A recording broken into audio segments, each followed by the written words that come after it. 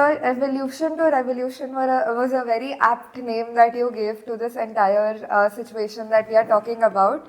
Moving to phase 3, which started at the turn of the millennium. What changes did you see? What do you say it was? Why do you say it was a revolution from here on?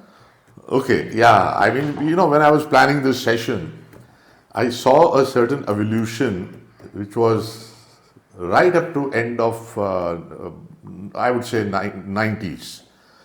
And then I saw a significant shift which happened. There was actually a discontinuity and a quantum leap which happened, at the turn of this millennium. As I mentioned earlier, we had Reliance and Tata's come in. Tata set up Westside and Chroma. And you had Reliance Digital, Reliance Fresh, and they were big monies. And suddenly there was an explosion in the number of outlets. And you had, mushrooming of chains in different categories with different retailing concept, which happened. For example, you had a convenience store format. You had a retailing concept like 24/7, Yes. right? It's right here. Yes. And then you had a convenience store format at the gas station. Because that's where consumers were going to fill petrol. Today, that's the most frequented outlet. When I want to buy, I go to the gas station to fill up and I go into the store and pick up some stuff. So there were different formats, different retailing concepts, and different brands which came in. It's called in and out store, and there are different companies that have got different brand names. So there were different retailing concepts which came in. And what caused disruption, and this was, I would call it the era of disruption, where you had a brand like Apple disrupting the computing space. iPad was launched at that time and they really disrupted the computing this thing. And in the music segment, they disrupted it with iPod and iTunes, etc. They made Walkman obsolete. So there was this, I would call it the era of disruption. And the disruption also happened in the retail space. And we had Amazon was a book retailer. They launched internationally in 1995. But this is a time they made significant shifts. And I would spend a few minutes on Amazon because that's a huge success story. Yeah, and this really, I would say, that's why I call it the retail revolution. It was an online retailer of books. Suddenly they went into electronics, they went into home products, they went into entertainment, then went into music, DVDs, etc. In fact, they went and created a marketplace, where third-party vendors could put their brands on it. And that, to my mind, was a defining time because for Amazon, it was very simple. No inventory they had to keep. Yeah. And entertainment. They made big moves in entertainment. You had a situation where they came in with video on demand to compete with Netflix. And then they set up Amazon Studios for creative content to compete with Hollywood studios. Right. These are significant moves which they did. And they came up with this Amazon Prime, and which again they were competing. It was entertainment competing with Netflix. So if you look at Amazon, what was their competition? And I'm coming to a basic point, how the whole thing changed. In books, it was in US and other places was what you call the Barnes and Noble. In India, it was Crossword. Yeah. Then you had electronics. In US, there was Best Buy. Here, it was Chroma, Reliance Digital, etc. Marketplace, there was the eBay, which came in before Amazon, right? And here it was Flipkart. Then there was the advertising revenue which they used to generate. That was their major revenue area, and they were competing with Google and Meta, which was known as Facebook at that time. And entertainment with Netflix and Apple. Right. So what is the lesson learned from the Amazon experience? Basically, competition is no longer defined by traditional industry boundaries, right? It is, they're competing with different people in different areas. and you define your business model around your customers and not on around your products or competitors. So that was a big learning from the Amazon success story. And so what are the critical assets of a company, of Amazon? It is basically and data and customers become the critical assets, not oil, Right. not coal, not anything else, or not a factory somewhere. The critical asset is the data and customer data. And the competitive advantage, and I think it was Michael Porter, competitive advantage doesn't come just from low cost or differentiation. In their case, it came from their core competencies. That's a huge change which happened. What Amazon did was a transformative, they transformed the whole industry. And so what are the Amazon's core competencies? It's deep knowledge of customers obtained by mining customer data. That's the first thing. Yeah. And then back-end logistics, storage, supply chain, warehousing, shipping, etc. And they use drones to make deliveries. Yeah. And the third, knowledge and ability. And that's a big, I would say, entry barrier for others, that you have to knowledge that you need to have that ability to manage the technology. Yeah, the technology infrastructure which you create, you have to manage it as well. Right. I mean, a lot of companies like Flipkart and all that, they created infrastructure, but when they did their 1 billion days, the whole thing, the site used to freeze. Yeah, I'm sure they've resolved it. But I think Amazon, frankly, and today it's the largest online retailer. Yeah, and the largest dominant player in cloud computing. Okay, so Amazon is a huge success and there's a lot of learning from that. Then, as I mentioned, Apple, they set up their own experience stores. Right? In India, they're not very common. I think they have one in Bombay, one in Delhi.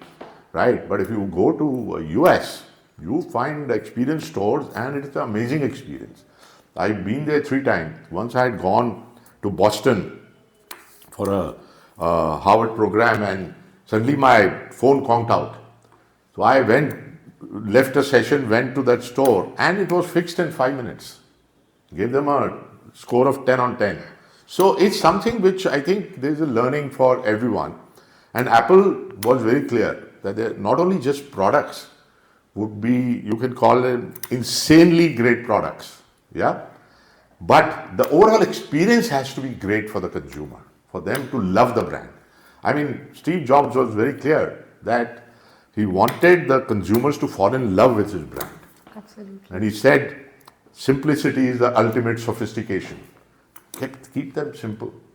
Yeah. So I think there's a huge learning.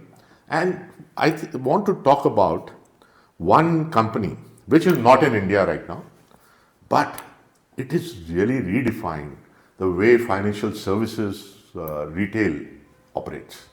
It's a company called Ant Financial. Yeah, you must have heard of it. Now it's called Ant Group because they had to spin off a few companies to make sure there was no problem with the regulatory environment in China. And I think it's the world's largest fintech company today. And it offers financial services, all kinds of financial services. Way back in 2019, pre-COVID, they had 700 million users. Can you imagine 700 million, 70 crore users using, and it's an offshoot of what you can call Alibaba. Right. So they had a lot of customer data which they had been mining over years, so they knew what a customer wants, etc., etc. And so they sort of, I would say, so apart from 700 million, 10 million small businesses, they call them merchants, right? They were servicing. If you ask me, how many people? Just 10,000 people. So can you imagine amazing sort of productivity when you set up a platform like that and which leads to financial inclusion? Right. We know the Chinese story, yes. China story on financial inclusion. And basically what do? They leverage, it caters to the underserved customer and businesses. Yeah, and they leverage data to learn about users' needs, and then they work to sort of service those needs. Fundamentally, the data is assembled into a powerful integrated platform that uses AI to power such functions. Okay, one is application. So when you apply for a loan, there's an application process. Then fraud detection. See, you have to detect if it's a fraud transaction or so fraud detection. That's the second one. And then credit worthiness, credit scores of a person who's applying for a loan. And lastly, qualifying a loan. All right, loan qualification. All this is into an integrated platform. And as I said, only 10,000 people servicing this. How much time does it take to, I would say, to sanction a loan? If you go to a bank, private or public, you will have to make at least 3-4 trips. Back and forth, back and forth. They'll ask you, bring this, bring that, bring your wife's income, bring this, all that stuff. How much time do these take? Minutes. So can you imagine this sort of productivity? Within minutes, they sanction your loan. Yeah, that was in pre-COVID. I happened to find somebody I knew who works for Ant Group now. Yeah, he was my son's batchmate during MBA, and I called him because I wanted to update the information. What is it like now? And you'll be even more surprised. I was very impressed with what they had in 2019. And if you look at their competition, Bank of America, 67 million users they have, 1/10 the number of users. How many people are servicing them? 200,000. Okay. And what's the current 2024? Let me give you, it surprises me even more. Now they've grown to 1 billion users. 1 billion in China. And 30 million merchants, 3 times. And how many people? 10,500. That's it. They've just added 500 people. So obviously this system is working. And subsequently they've expanded their operations to countries like Philippines, South Korea, Bangladesh, Pakistan, Malaysia, Indonesia and Thailand. They haven't come to India because they've not been able to find a good partner here. Yeah. And they've added 600 million users in these other countries. Yeah. Since the time COVID finished. And gradually they'll go because their system is working. So I wanted to share this because it's not a part of Indian retail, because Indian retail has a lot of other local players. There is this PaisaBazaar.com and there are various other companies which have come. But I thought I'll share this to give you a perspective of what is possible in the future. Amazing. I mean, it's just too amazing for words. Sir, COVID caused a major disruption in the consumer's lifestyle. How did the retail industry cope up with that change?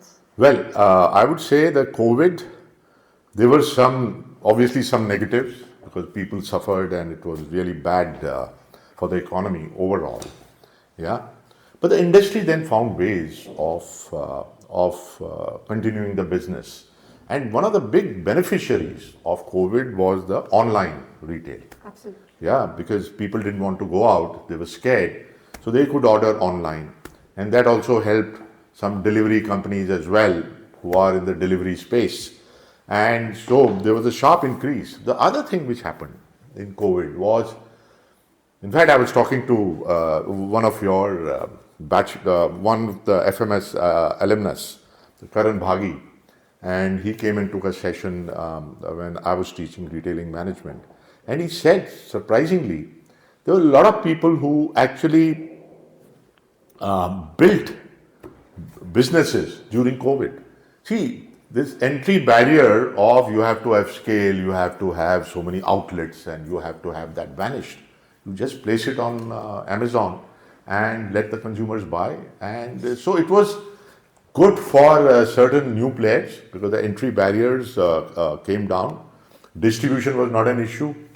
Economies of scale became quite irrelevant So even if you had 100 crore, 200 crore category on online, you were good. And you could, the advantage of that was that you could spot the trends. What's working, what's not working, get some consumer insights through that whole process. So COVID disrupted the industry, and obviously the retail part did suffer because people stopped going out, but online grew. So barring overall, there was a setback because the economy uh, uh, declined during that phase, but I think there were some positives as well. Understood. The retail industry having gone through this evolution to revolution phase, what does the current landscape look like, sir? Do you think that the transformation is over, or what are the challenges, and what does the future look like? Okay, if you look at the current situation as of now, if you look at the macros, the GDP is growing by 6% plus, yeah, with 60% contribution of private consumption, which is a very healthy base to start from. And there is a merchandise retail growth of about 10% and service retail growth of about 11 to 12%. Food and grocery is about 60% of total retail pie, which is over $1 trillion now. And if you look at services, they're all growing very healthy. When you look at education, look at healthcare, look at communication, personal transformation, so transportation, you find that it's growing at over 11-12%, which is very healthy. And one can say that the only challenge is that the top 75 cities contribute to over 50% of the pie. So that remains an opportunity and a challenge. And I would say if you look at the modern retail, brick and mortar, you can say is about 10% of the pie currently, but growing at 14%, which is a very huge opportunity for the retail players. And then if you look at the online, which is again a small, about 7 to 8% of the pie. From, by the way, 1% of the pie, it's come to 8%. 1% in 2014 is now 8% in 10 years' time. Yeah. But again, growing at about 18%. It's the fastest growing segment in the retail. And if you look at traditional general trade, that's about 80% of the pie, 81% of the pie, and growing at about 8%. So overall situation continues to be quite positive, yeah. And if you look at the brands doing well, you had grocery over this time, big basket, and grofers now called Blinkit. Yes. Beauty, you had Nykaa, and we started with online, is now into brick and mortar and Purple, and then you had Pharma, Nutmeds, and Farm Easy, and many more, yeah. Then you have Omnichannel, you have JioMart and DMart, etc., and many other brands. I think the segment which is, in terms of adoption, has been the fastest from a consumer perspective is beauty and personal care. Yeah, and food and beverage relatively low. Yeah, but beauty and personal care, yeah, because they are indulgence products, and so their adoption has been much higher. And the traditional barriers of entry have come down, which I mentioned earlier.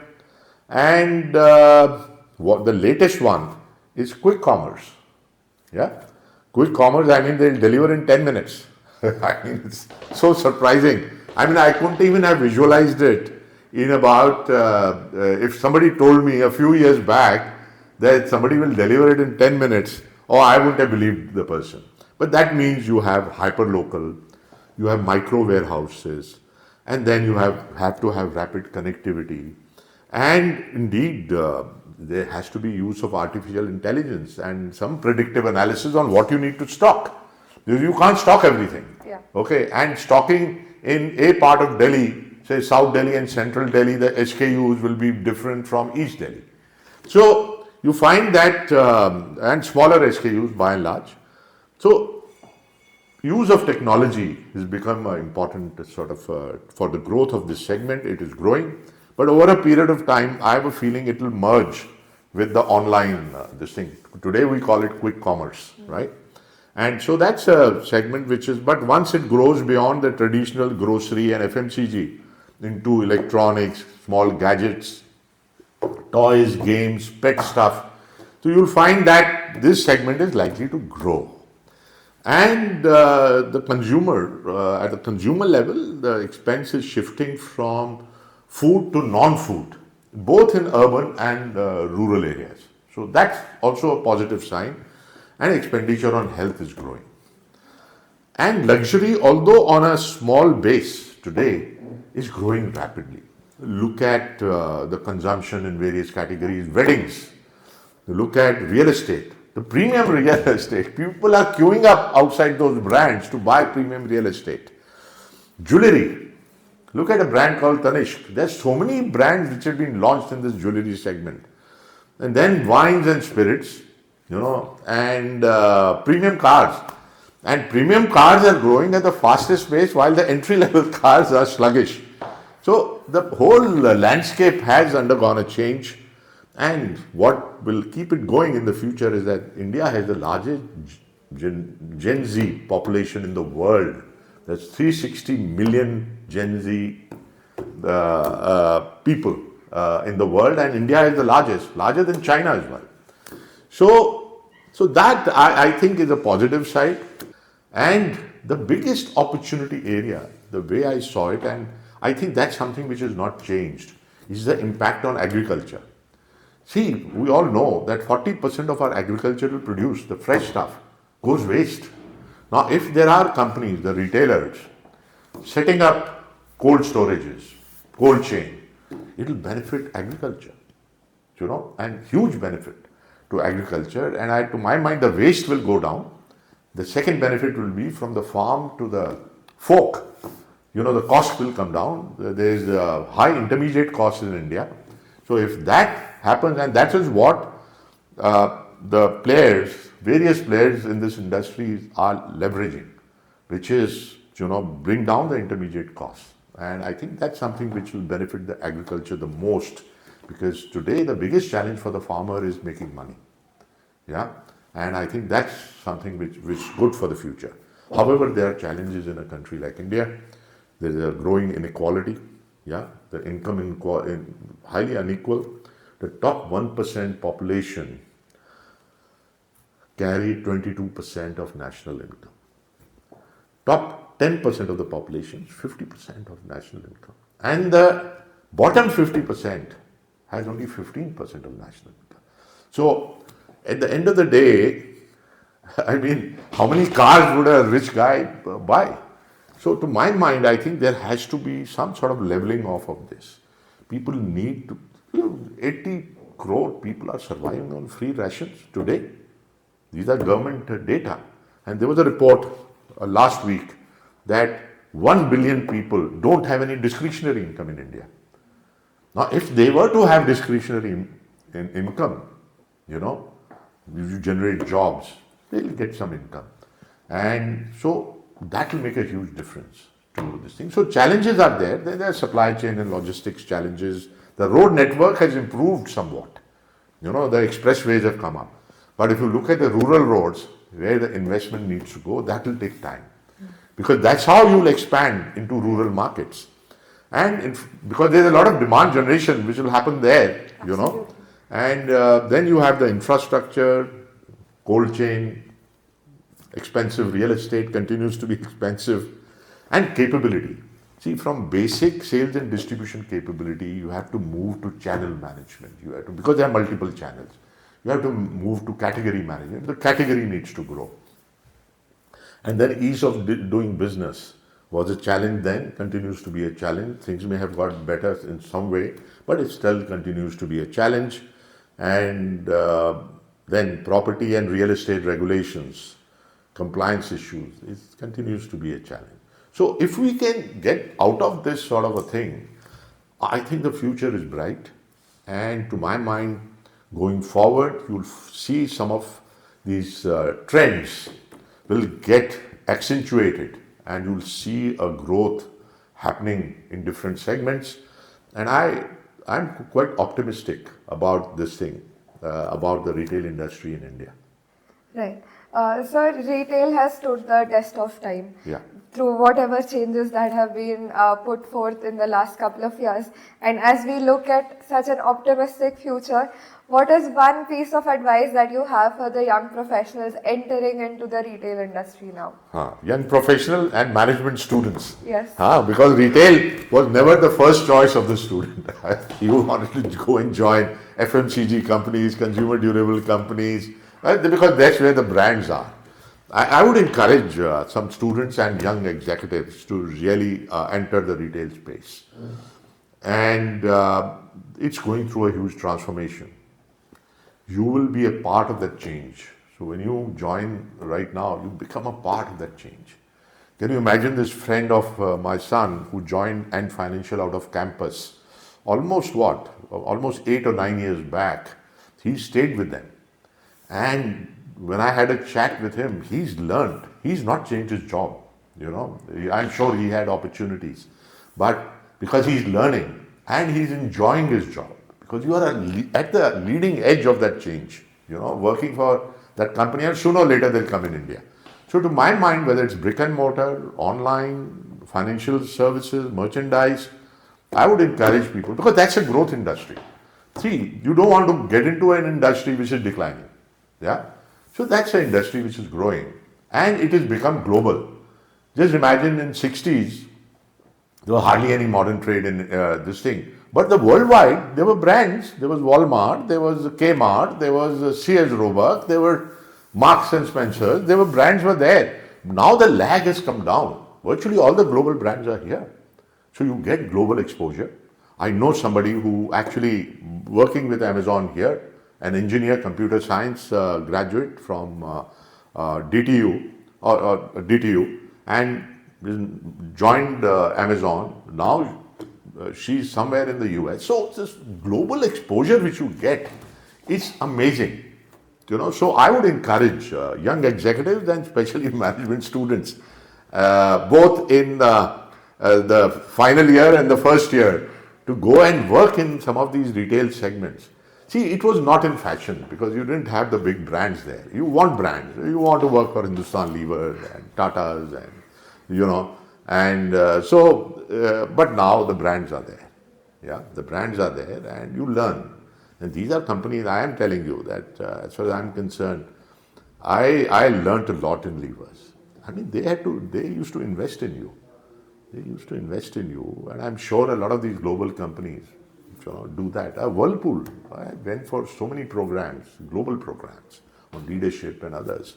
And so it's something which I think the management students and the young executives should take into account. See, and great learning, that's what you want. And compensation also has improved somewhat. Thank you so much for your invaluable insight, sir. I think the structured breakdown of the entire evolution to revolution of the retail industry gave us a very invaluable perspective into how the industry has evolved in India for the last couple of years. And your experience has been quite inspiring, and hopefully us as well as our listeners enter into this retailing space and make a career in this field. Thank you so much for your time, sir. No, the pleasure is entirely mine, to tell you honestly. I mean, I enjoyed this experience, and every time I come here, I learn something new as well. And thank you, Ranjana and Arushi, and the entire, marketing society team, which is a part of MSA. And thank you, MSA, for giving me this opportunity. I enjoyed it. Okay, and so thanks a lot. I hope the people who watch this will all, and I say to myself every time I teach, even if a person in the audience learns one new thing, the purpose is achieved, the effort is worth it. Right. Okay, thank So you. I must say your energy is quite transforming and transferring to all of us. And I thank hope you so it much continues for that way. I think this is what FMS does to you.